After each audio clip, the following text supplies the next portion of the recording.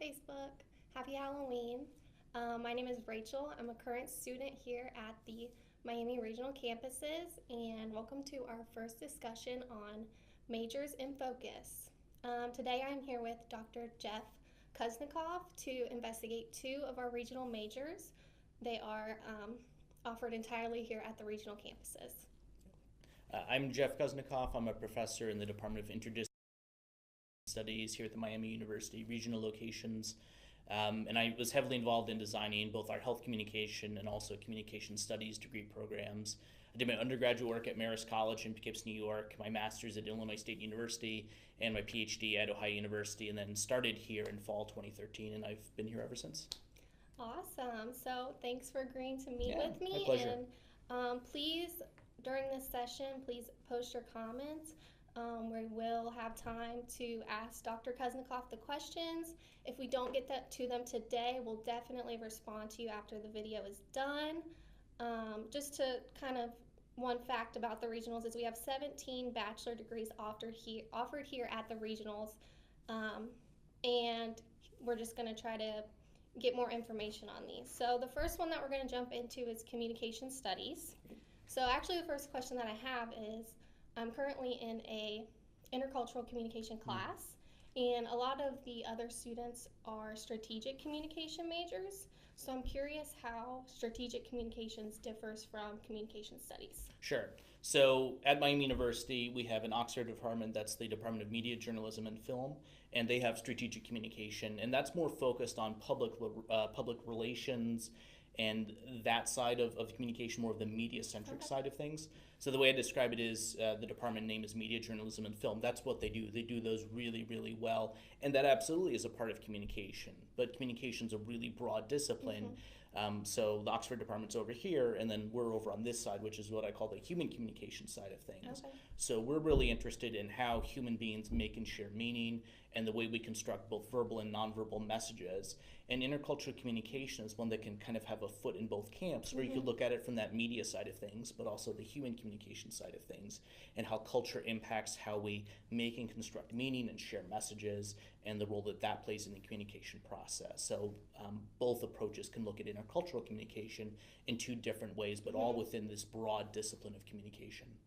Awesome, that makes a whole lot of sense. Thank you for clarifying that for me. So you said maybe take an intercultural communication course. What other type of courses would I take if I was a communication studies major? That's a good question. So intercultural communication is one of the required classes, or in that case, you could take a 202 level language. So if you really wanted to do Spanish and you were willing to kind of put in the work to build up to a 202 level language, you could take that in place of intercultural communication. Okay. And if you're not a fan of foreign languages, you could take our intercultural communication class, because we think that culture and having a strong base there is an important part of the communication process. So that's why we require the intercultural class.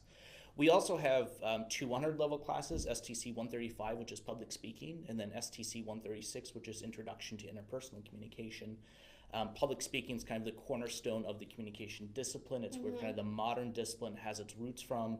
And we think that public speaking is an important skill, period. We're doing that now. Yeah. So it's important that students have a foundation in there.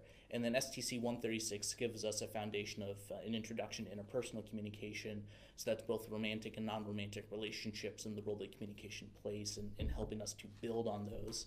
Then we also have STC 239, which is our communication theory class, where we go really in depth on a variety of different communication theories.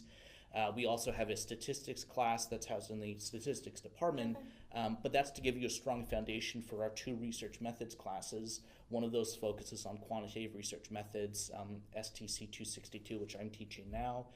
We also have APC 363, which is our more advanced qualitative research methods, where we're looking at things from a qualitative perspective. So more about rhetorical inquiry, or things like focus groups or ethnography or autoethnography, things from the qualitative perspective.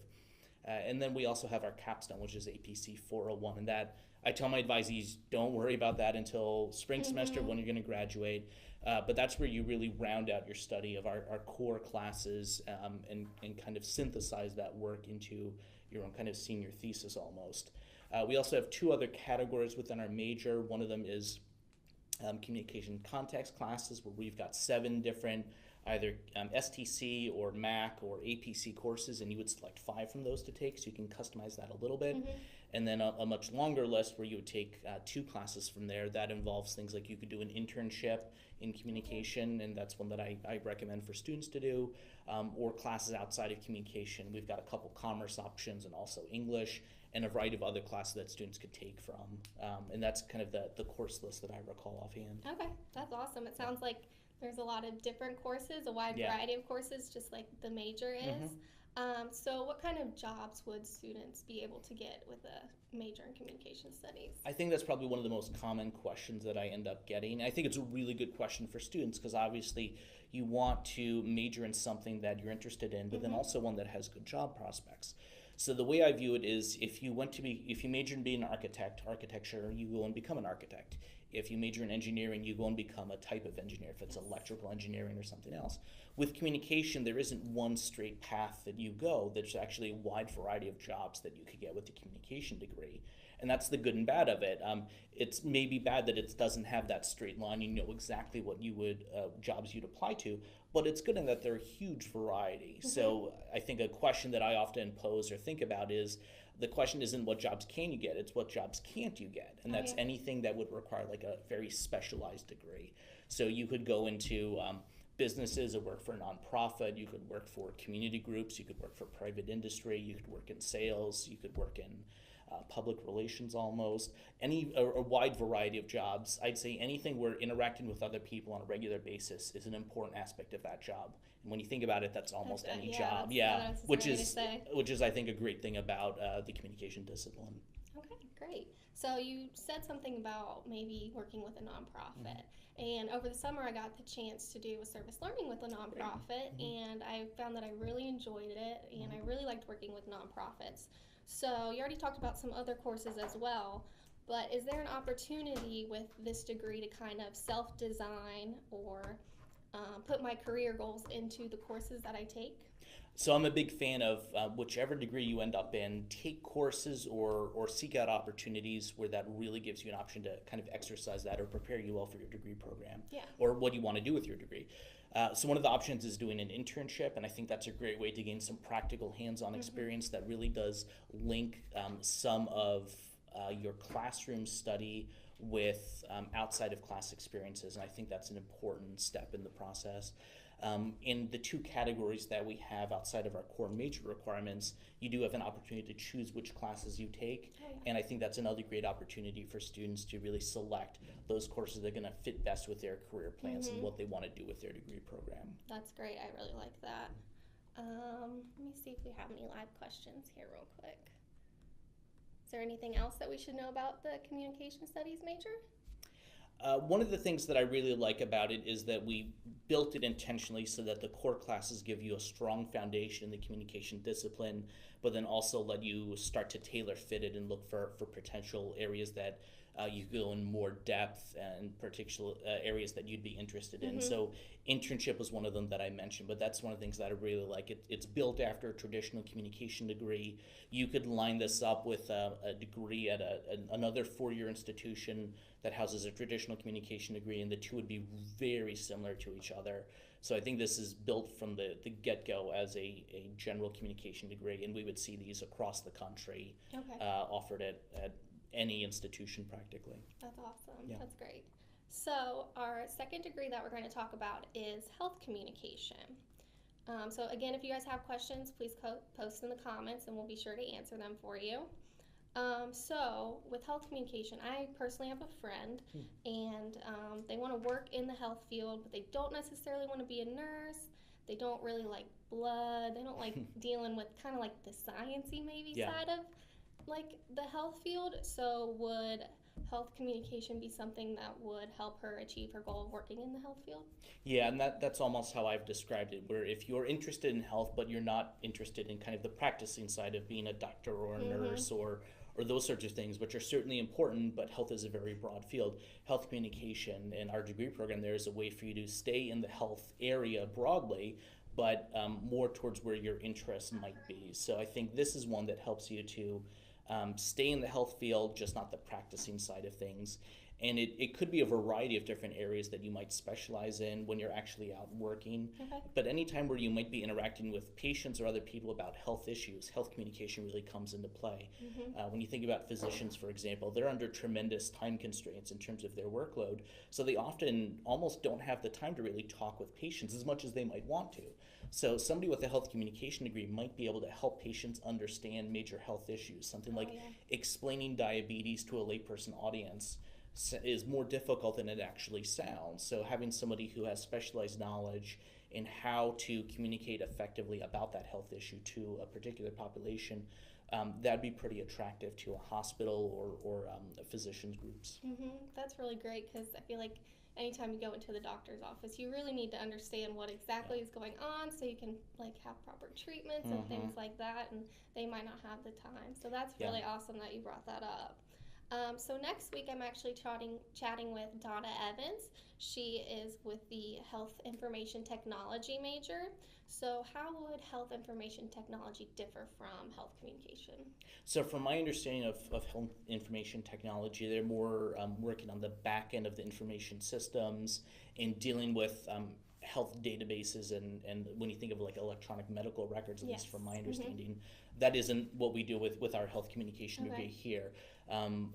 Kind of what I had said earlier, where we're interested in human communication.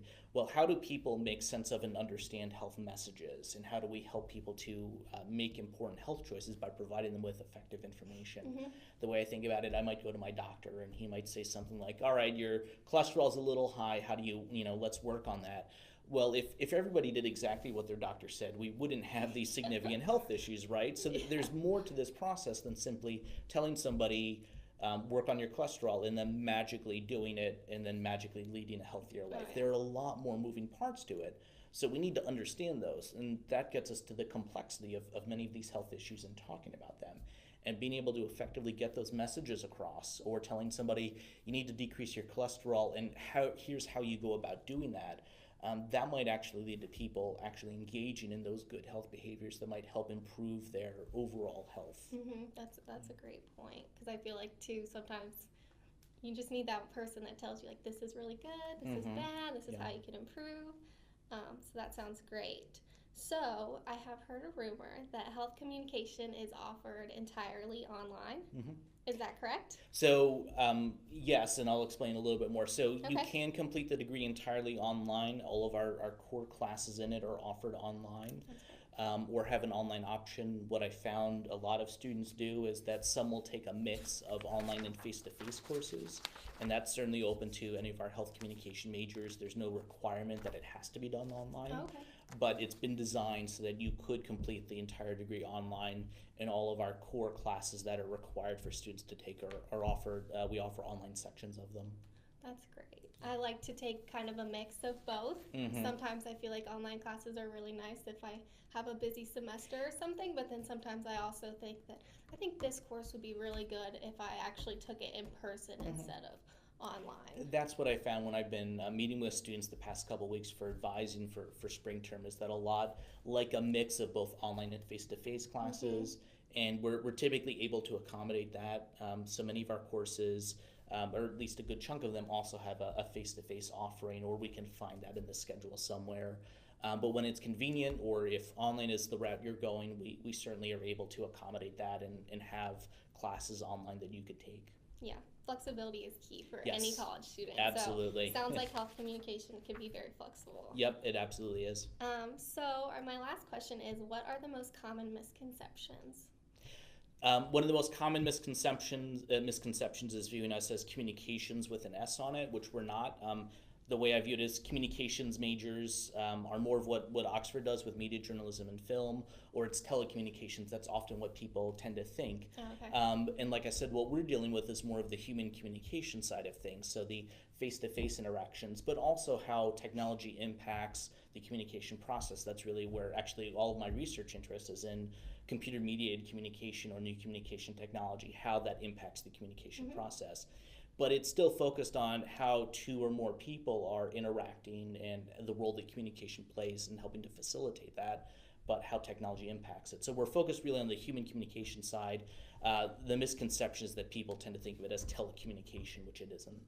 Okay, great.